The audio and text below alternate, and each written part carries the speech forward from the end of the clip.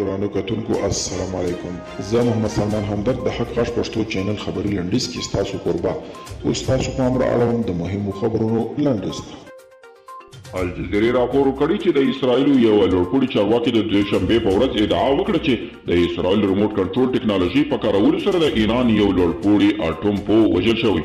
د ایران د ملي امنیت شورا د سکرتر علي شمخاني خبريالانو ته وویل له بده مرغه چې عملیات خورا پیچلي وو او د برېښنایي تجهیزاتو په کارولو سره ترسره شوي وو او هیڅ عاملین د پیښې په ځای کې نه وو.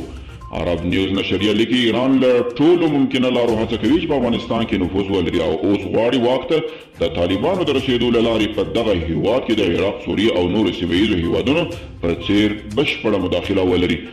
بې پلوټ الوتکو د سپاه پاسداران څلور غړي وژلي دي. د راپورونو له مخې امریکایي بې پلوټ الوتکو د عراق او سوریې ترمنځ پوله کې د سپاه پاسداران یو لوړپوړي پوځي او درې ساتونکي یې وژلي دي.